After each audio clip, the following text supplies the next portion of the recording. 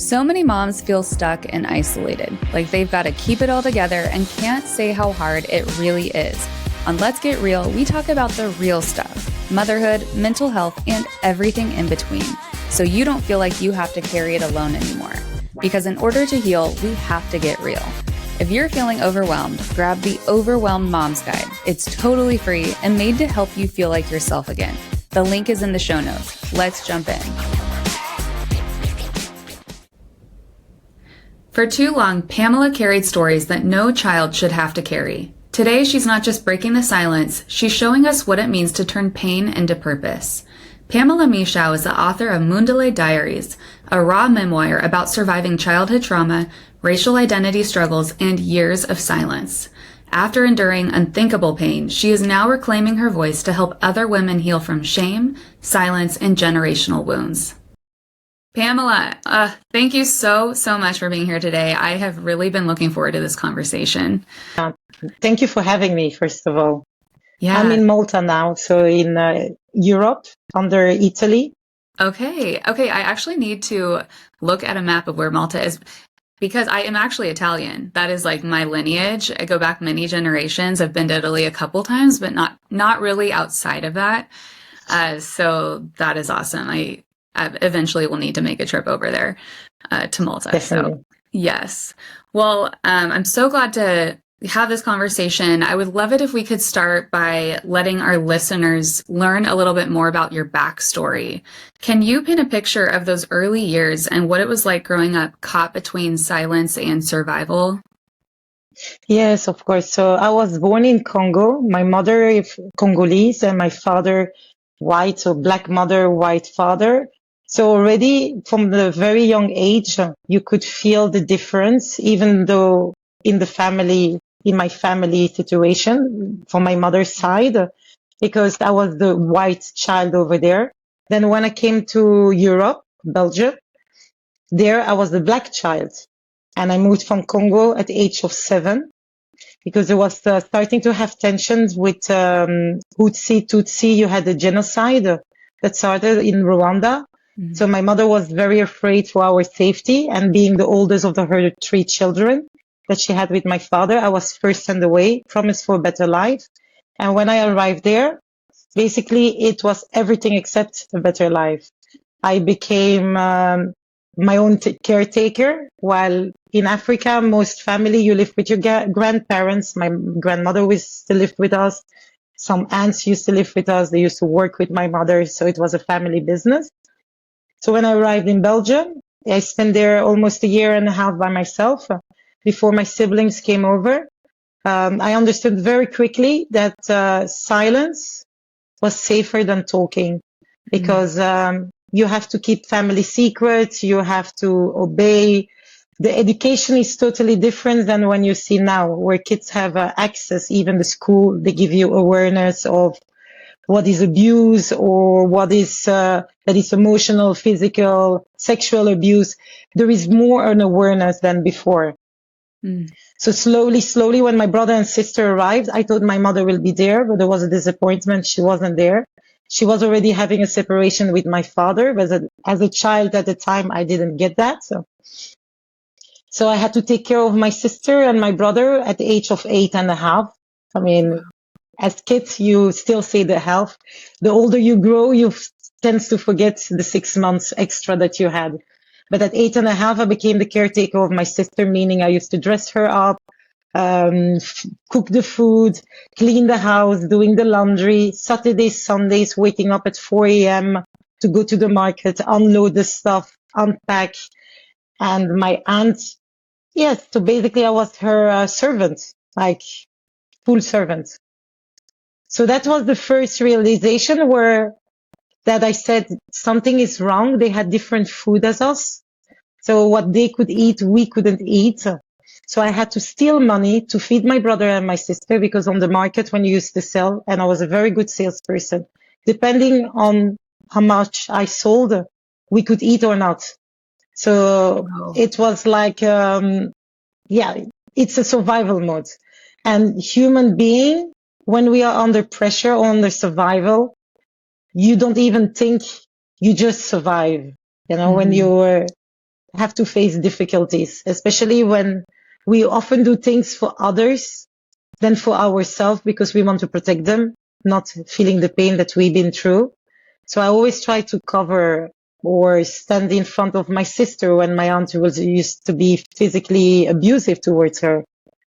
So more and more the violence started, more and more I say, I need to speak up. It can't stay like this because there is no help coming for us. So basically at the age of 12, I took my guardians to court and did a court case against them, where the first time I ran away, I was 10, where it didn't work. I built up a case, so I was studying them like you study an animal before you hunt. So I literally started studying. That was my survival, studying their habits. And you will see in any abusive relationship, that is you as an adult or as a child or teenager, there is always a up and then back a down, where you're amazing, amazing, amazing when you're on the top, and then they destroy you till you're down. And then they lift you back up by being kind or giving you hope. Or if you're a lack of love, they share in your affectious moments.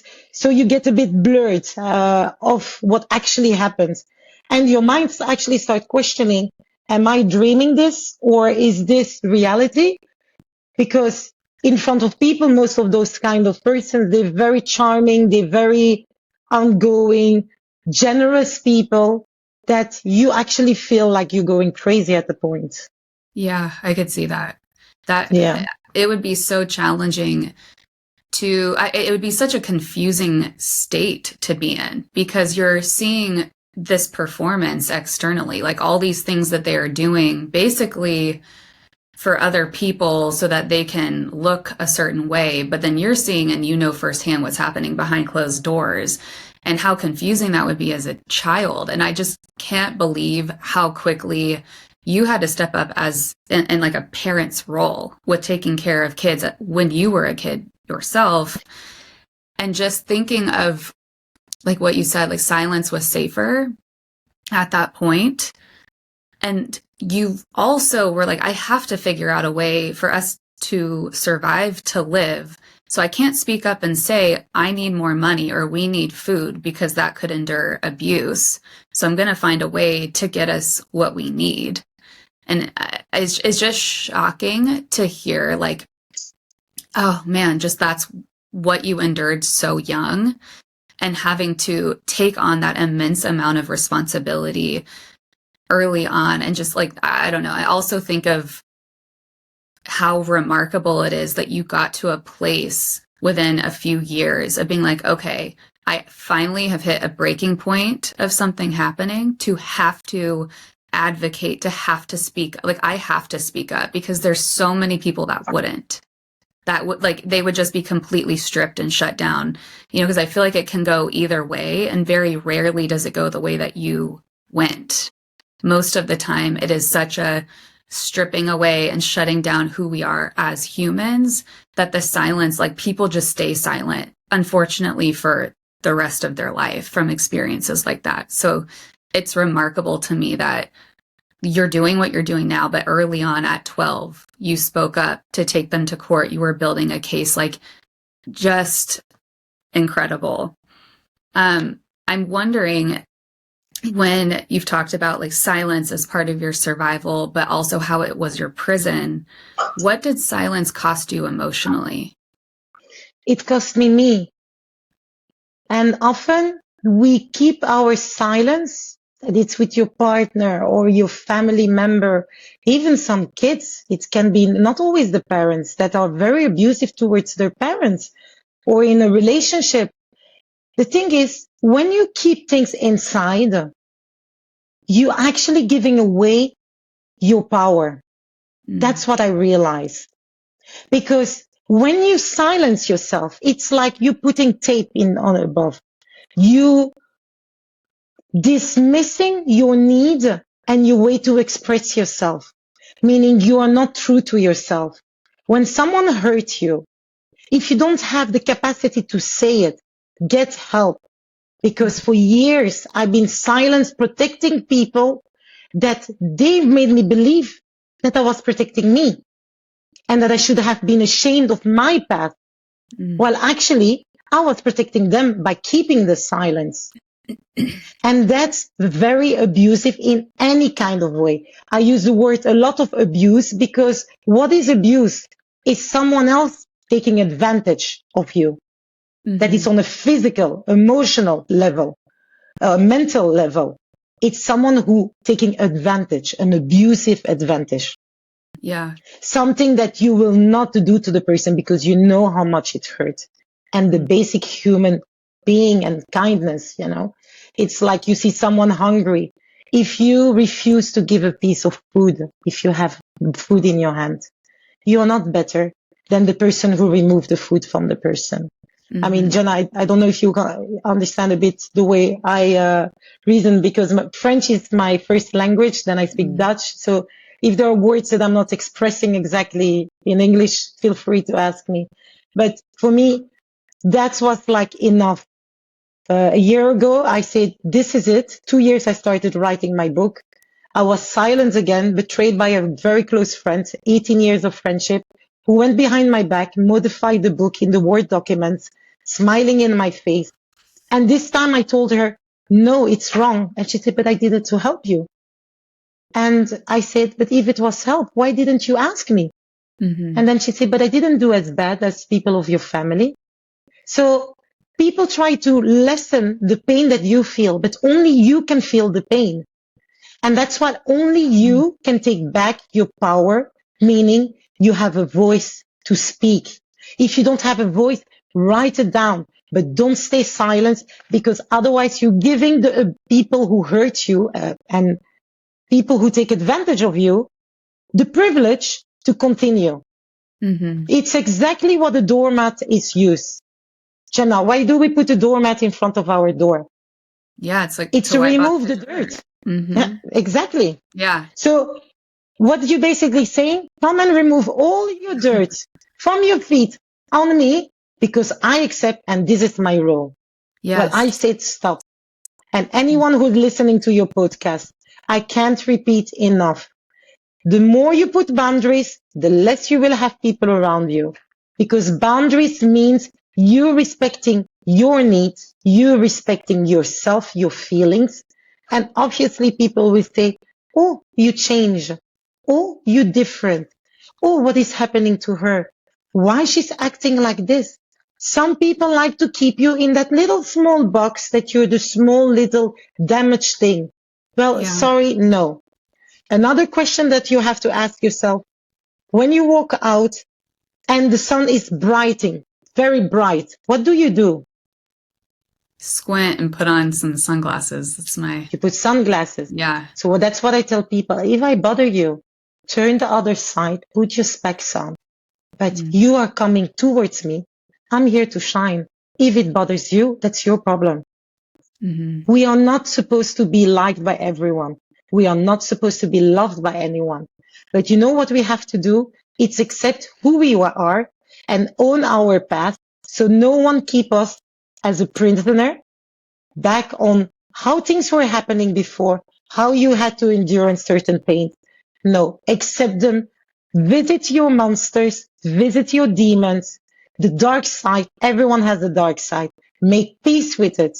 You will be crushed on the floor through your emotion, feel panic, anxiety. It's not a taboo. More people, and especially the ones you see making selfies, happy life, everything, many of them, believe me, are crying and feeling lonely. Many of them.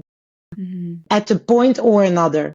Because life is like a heartbeat. It goes up, back down. If it's flat, means you're dead. So of course your emotions will also go up and down. Even though you control your emotions or you master them, because control is a very dominant word, but you master it, you make peace with them, we are still human. And that's the difference. You have to accept who you are. You have to accept your past, own your past, so no one can keep that lid above you and saying, stay over here. Because no, when you own it, no one will have that power, because you will know your values, you will know who you are, and you will know what your destiny, what kind of destiny you want. But don't let anyone lead your life. Wow. Yeah, that's so good. And I feel like what you just painted a picture of is the way out. Like, unfortunately, there are Mm, so many people that have endured a ton of trauma and they have just kept it in, which is then eating away at the core of who they are. Like it can't not do that. There is a way this works. And then there can be physical ailments and symptoms that come up, or endless amounts of ways that this gets expressed. But the way out is to not keep it in. And I just love the picture you paint of how it's about owning your power. And what I think is so important to identify is what you said. It's like you get groomed when you're in these abusive relationships with people where they exactly. will trick you. That's beautiful the way Basically. you say it. That's because that you really have to groomed. That's exactly what it is. I mean, Yeah. I couldn't put a better word than this.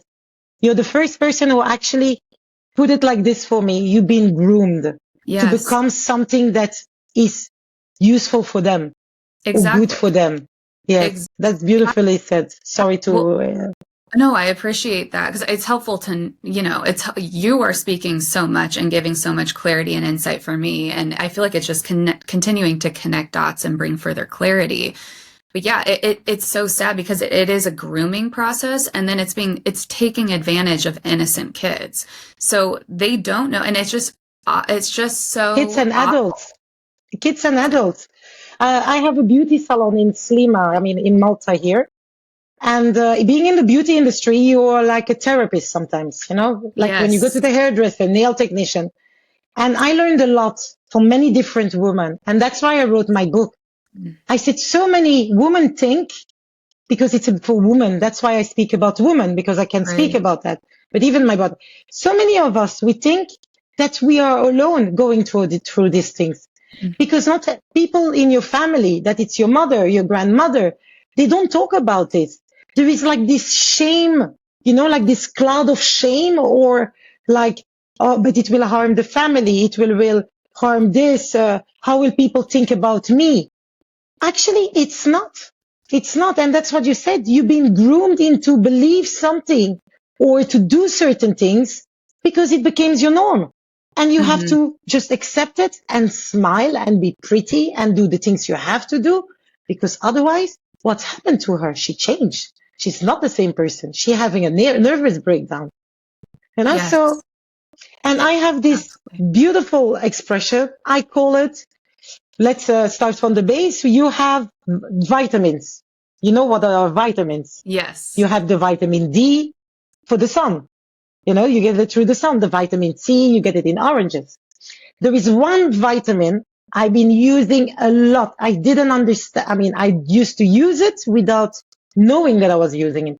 It's the vitamin N. Do you know what that is? No, I've not heard of this. Well, you just produced it. Think again. Really? Yeah. No. The power of saying no. No, I love that. I The love that power actually of as a saying no. vitamin. Yes. For me, that's my vitamin. That's so And I good. tell my friend, use your vitamin N. And then they smile because it reminds them. Yes. Because the vitamin N, you can't buy it. You are the only person who can actually create. And it's very short and it comes very fast. It's NO. You start every day, minimum 3 times a day. You tell no when something is hurting you, that it's your boss, your kids, your husband, your partner, whoever it is. When something that you would say, oh, let me just say yes because I don't want a fight, or I just want to do it, so no problem. No. And you will see in the beginning, they think you're going crazy. Yes. And I say, this is my vitamin N. But what is a vitamin? It doesn't exist. I say, I just said it. No. And that's it. It's as simple as that. Vitamin N. Use it.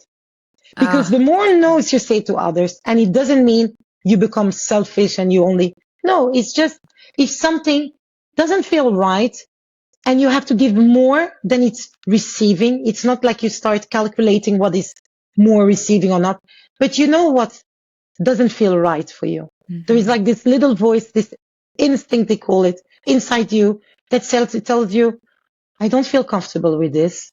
It's actually, I'm not happy, but okay, let me just do it so I don't want to get in another fight, or You just give in. But that's you giving in for yourself. It's like you not putting your boundaries. If I'm tired, I have a 12-year-old and I'm tired.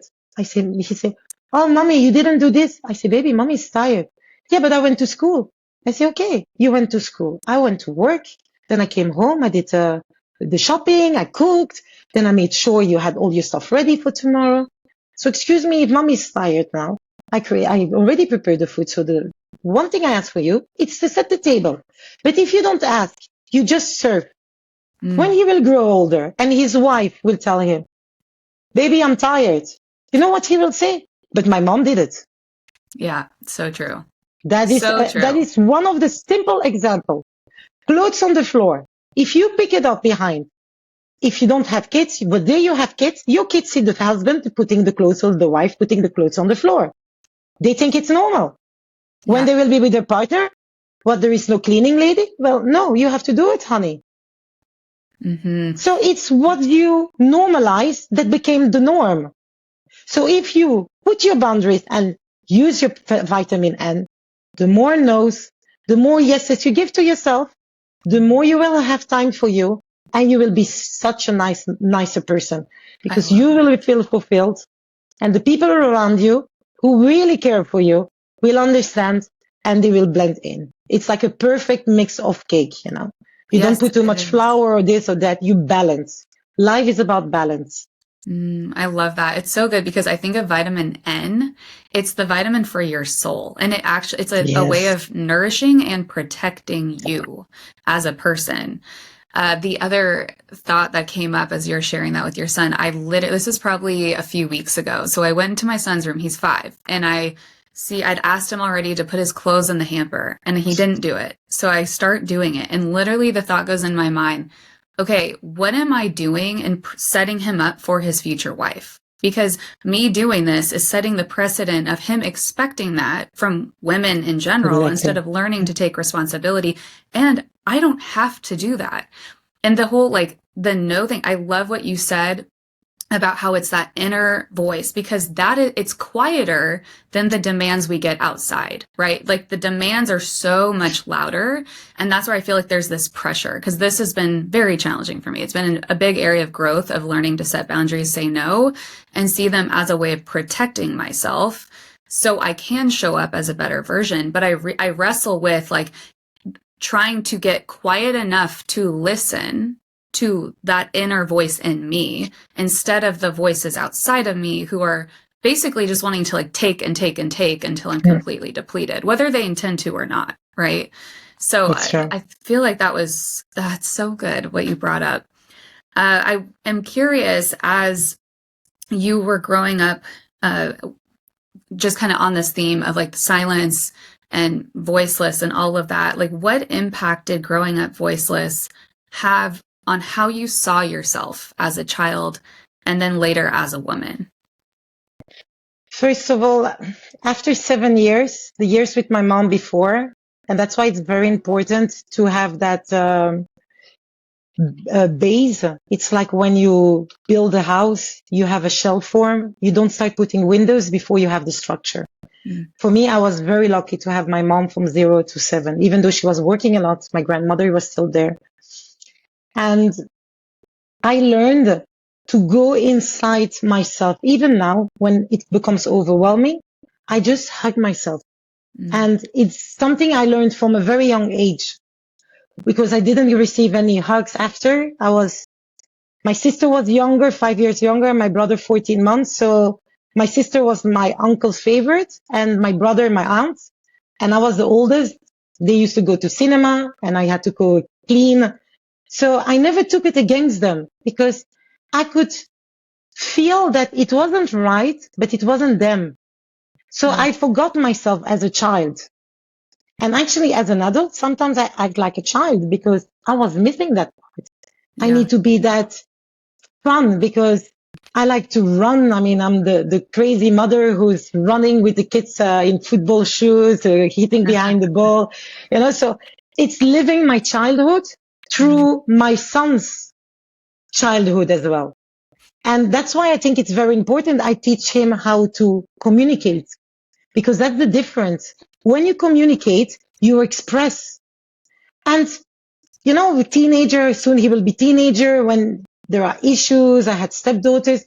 I always said, when you talk to me, I can help you. But when you close down, I cannot speak to a wall. Of course I can speak, but there is no exchange. So I better go do something else than forcing. I will not force you. But just know I'm here for you. If you can't talk to me, write it down and pass me the paper and I will read. Because when you read something, you take time to reflect. You know, and when I'm wrong, he's my son. I tell him, baby, I'm wrong in this. You're right. Because we can be a bit overwhelmed with work, stress. You come home, you did 100 things. And then they're like, mommy, where are my socks? And you're like, I can't take it anymore. But actually, he was the drop of everything that was going on.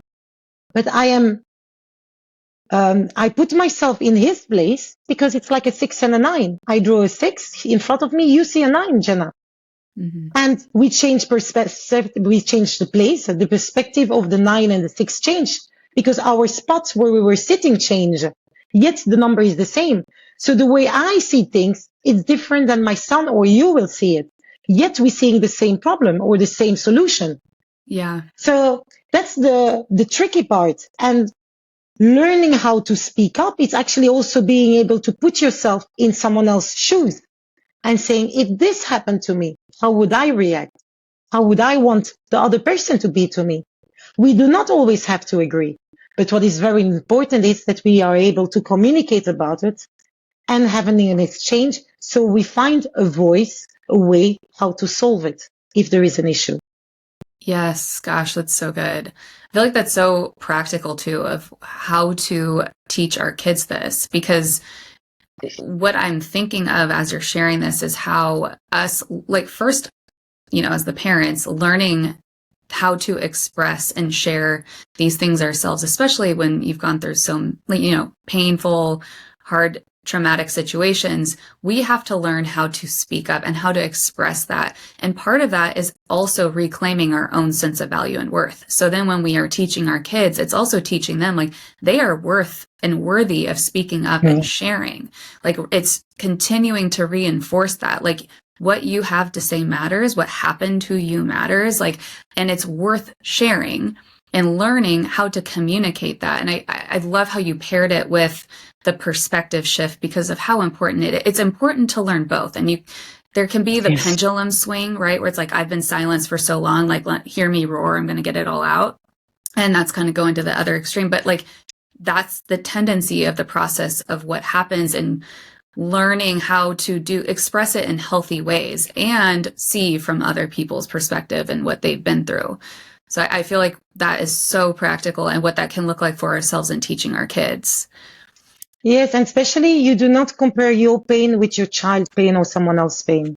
Because the way you perceive things or the way you feel things are different. Example, my tolerance for pain is very high. I have, you know, so maybe my son is not. So I'm not going to tell him like, come on, don't act like this. I will listen to him. And then I will tell him, come on, now you have to step up, stand, and you manage. But it's also a way of me healing myself. And we often as parents, we copy what we saw, but I will be in jail if it was the case now. True. And yet I had to work on myself and understand that all these things that happened, it affected at least 38 years heavy of my life. I'm 40 now. Yeah. A lot. You know, even the violence that is verbally or physical, you tend to choose people who has the same tendency because it's what you got used to it. And then when you meet someone really nice, often when you're in pain, you almost think that you're not worth for the person to be with you. And you try to find problems when there is not a problem because you're used to have problems in your life. So you're not even able to appreciate what you have now. You project yourself what could happen and not really enjoying the moment. Yes, exactly. And then creating situations that reinforce what you were used to. And put yourself there. And of course, everyone has secrets. And if you have to go in someone's phone, and if you really look for it, you can always find something. Yeah. But are you really going to drive yourself crazy to that point? That's my question. For me, I say, I know my worth. I know who I am. I know my values. Mm-hmm. So if someone wants to leave me, that you're my friend or my partner or my kids, your kids, you love them at 18 or when they go to university, you let them fly out. You let them go. Why would you want to possess your friend or your partner? I never understood that concept. We live in this bubble of, no, it's mine. It's mine. No, it's not yours. I love people enough to let them go. Like I love my son. And that has to be with anyone you encounter. Mm-hmm. Your happiness shouldn't depend on other people. Because if you're happy within, you are not depending on other people's happiness. It's a bonus. It's an add-on. It's like you have an extra life or extra food. You know, you're going somewhere and you have extra food. Those are other people for you in your life. But you have to know who you are to be able to come to that stage. And it takes time. But for that, you have to be 100% honest and true to yourself. Mm-hmm. And sometimes things happen in your childhood because often it comes from childhood traumas. Yeah. Sometimes not trauma. Sometimes it's overprotection. And I will give you an example. I know a person who was overprotected by the mother and the father. So he thought that anyone outside at adult life will overprotect him. So what do you have? He was overprotected. Then you have people who weren't enough love, so they're always hungry for love and almost becoming needy for love. Yeah. So one or the other is not good. Having too much love. The world is not a butterfly and pink and Barbie. It's not like this. Right. You have people who are overprotected, or the mother who picks up the clothes behind the kid. No, you help. You finish your plate. This is not a restaurant. Everyone help. Yeah. That there are 3, 4, that it's a glass, you know, bit by bit. You help them. And also you make them be involved in the household. You give them a task and you give them a responsibility. So they're also getting proud of themselves. Yeah. And one thing I really want to, that for me, it might sound crazy for people. And when I say it, most people are really shocked, but think about it. I say a frustrated child is a happy adult. Mm. And why do I say that?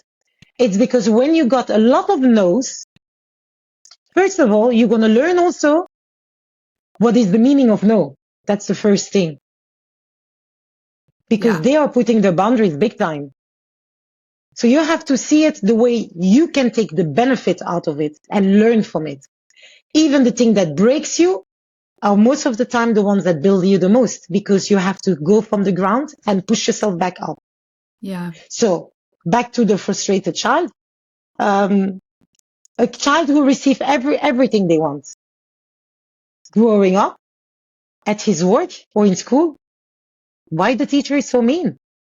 Because at home I'm receiving everything. Yeah.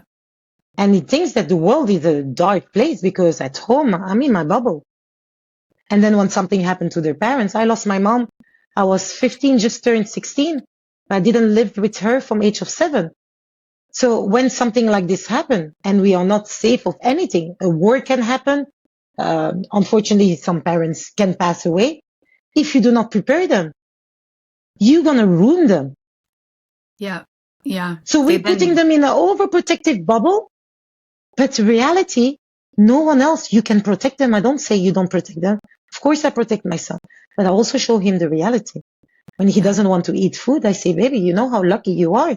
I know what it is to be hungry. And it's not like I'm serving you bad food, that you want to eat something else. I understand, but don't tell me that it's bad and you don't like it, because you didn't even try it. Yeah. Yeah, that's so good, because when we do that as parents, we're really setting them up for failure. They will not be able to thrive and succeed in the real world without completely crumbling. And then they don't have the skills or the tools to be equipped to learn how to become resilient. And it's not just like, oh, kids are resilient. Well, to a point, yes, but also no. Like they have to be given these tools and be equipped and learn this, or else they just stay in a perpetual state of anxiety, which will then just like lead to them crumbling. Like there is a level of responsibility that we do have as parents. And it's like, yes, we want to protect, but we also need to prepare them because like you said, life is good and hard. It's good. There is both. There's good and there's bad stuff. Nobody can escape the pain and the struggle. So we are doing them a disservice if we try to keep them from that. And I'm just so glad that you mentioned this and you did bring it up. Thanks for listening to part 1 of Let's Get Real. If you've been feeling stretched thin, stuck in survival mode, or like you've lost yourself in motherhood, I made something just for you. It's called the Overwhelmed Mom's Guide, and it's totally free. Inside, I walk you through simple steps to help you reconnect with who you are, find a bit more breathing room in your day, and start to feel like you again. You can grab it now. Just click the link in the show notes. You don't have to keep doing this alone. Let's take the next step together.